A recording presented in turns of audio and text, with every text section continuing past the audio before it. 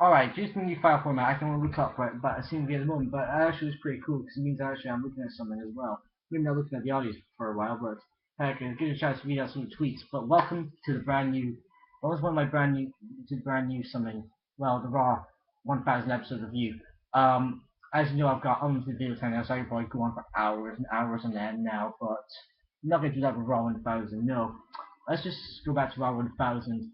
The show did a pretty good opening off with the original DX, and that was pretty much a brilliant reunion. That is why I loved. I just enjoyed it, especially with DX opening the show and doing the classic DX, but joking around, fooling about, classic DX. And then Damian Sandow came up, but then DX kicked his ass. Ha ha ha! Loved it. It was awesome. But then we have to go to the first match. Basically, let's just move on. Um, let's just have a look what's as night took on. Then there was right basically on the tweets I started off with was the original DX and good old JR. I favorited after Robert Colston one's tweet saying good old JR. I That was actually one of the tweets that I need to have a look as well. So you know, well, you got it, dude. But yeah, then there was the first match of Raw 1000. It was a pretty solid match. The teams were great as well. Sin Cara and Rey Mysterio teamed up with Sheamus against Dolph Ziggler, Chris Jericho, and Alberto Del Rio. And some of the tweets I did was Alberto and a billion more times than Del Rio and a billion more rows. But yeah, it was definitely a Jericho and Ziggler moment. There definitely was to heat up a rivalry, hopefully for SummerSlam. But then Charlie Sheen was on, and my tweet I did for that was Charlie Sheen hashtag yes yes yes. Then it cuts our segment with Layla and AJ, and also R-Truth and his little buddy, little Jimmy.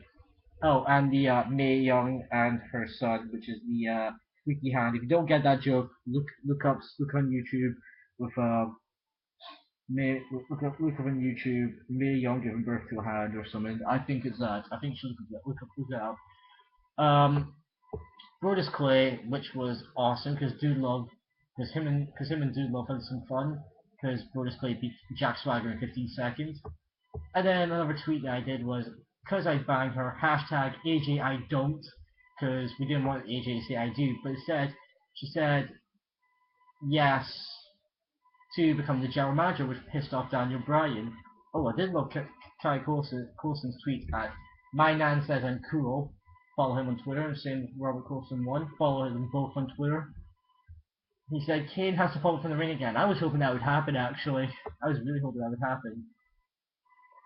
And CM Punk basically came out to basically not only go to Daniel Bryan, but went on about how bad they treated AJ. But then suddenly, because Daniel Bryan was saying that he is the best superstar alive. Yes, yes, yes. But then suddenly, OMG, The Rock's music hit, and I tweeted, "Oh my God, The Rock not via satellite. He is on Raw 1000. Hashtag boots to asses. Asses. Hashtag Raw 1000." And I tweeted when he said, "Finally," as well. But and also that night I wanted to get Frodo trending as well because he called Daniel Bryan Frodo because Daniel Bryan tried to cut the Rock off like that, just being disrespectful to the Great One. And then Rock goes on about Daniel Bryan looking like a homeless lumberjack banging on Oompa Loompa. Plus, also he's facing the WWE champion at the Royal Rumble, whoever the champion is at the time. So I can't wait for that. One of my favorites, one thing I did was, one of the tweets I did also after that was, to a civilized, yeah, that's one where I said that I would try to get my YouTube trending on Twitter. That did not work out as planned, but oh well.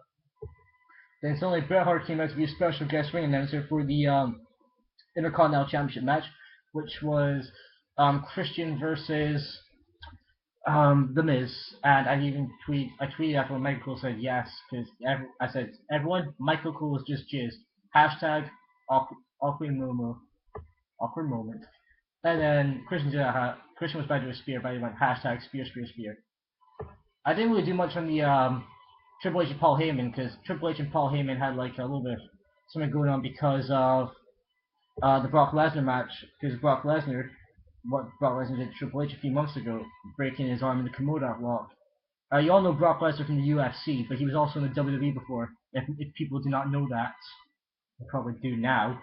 Paul Heyman was going on about the McMahon children, which was Triple H and Stephanie's children. What happened was Stephanie came out, just gave Paul Heyman a heap of abuse like he should, and then because of Stephanie, Paul Heyman said Lesnar agrees, but then Lesnar came out and I tweet Brock Lesnar, oh shit, run, hashtag Brock Lesnar, because that was trending on Twitter at the time. And what happened really was Brock Lesnar was losing, he was going to battle Triple H, but you know what? Triple H just kicked his ass. Well, not that kicked his ass, but matched his game out the ring and away from Stephanie. Yay! And Santino Hornswoggle were giving out the little Brawling Buddies, the new little toy that can speak from WWE, but then came the one-man band, Heath Slater, and oh my god, that guy really does piss me off. And he said that anyone could challenge me as so-called legend against a no disqualification match. Who's that turn out to be? Oh, you're gonna love it. Lita. You all remember Lita from the Hardy Boys, and also the her and Edge. She said she brought some protection, which was a first for her actually. No, I mean it's not a John Cena there, but she brought the APA, JBL, and Farouk. Well, Ron Simmons. And it was like a legend reunion because all the opponents that are Heath Slater sort of faced was all there as well, because Heath Slater was going to do a runner, but then led by Road Warrior Animal, the legends came out. And then suddenly, my favorite tweet of all, damn! Trending. And then suddenly, the Jobbers united, as at my nan says and cool said, I tweeted on Twitter, and it was like, well, let's think myself, well, Kane's in his own, so just like one thing could happen. It's like Kane's gonna kill them all. He's just gonna bother them all himself. But then suddenly, bong, the Jobbers are fucked because the bells. Cause I know those bells. It was the Undertaker giving them some chokeslams and a tombstone pile drivers. Wow. And then suddenly came to the WWE Championship match, John Cena versus CM Punk, and I can say it was a really good match, and also Lesnar Big Show's involvement after when the referee was down and knocked out John Cena. Punk tried to get the referee back in. Cena kicks out because the referee Punk held the referee back in, and Punk tried to win it. Then suddenly Punk went to try to go for the GTS. Then next thing you know, Cena carries into the STF, but he does not win the match because the Big Show interferes. That's why The Rock tried to save Cena. But that's only The Rock knocks down the Big Show with the People's Punch, tries to go for the People's Elbow, but no, CM Punk gets involved, signifying this, a heel turn. CM Punk has turned heel. But after the show though, The Rock continued though. He continued to go for the People's Elbow. Instead of wearing an elbow pad, he put on a John Cena armband. That is hard to believe, as much as I hate John Cena. But, and also, we lead up to now, 11 minutes ago, where I uploaded another video, and my ears, screeching in my ears, what is going on? And I now have unlimited video time. Yes, winning. That is all on my world Twitter. And also the Raw 1000 review. Thank you for watching. Have a great night.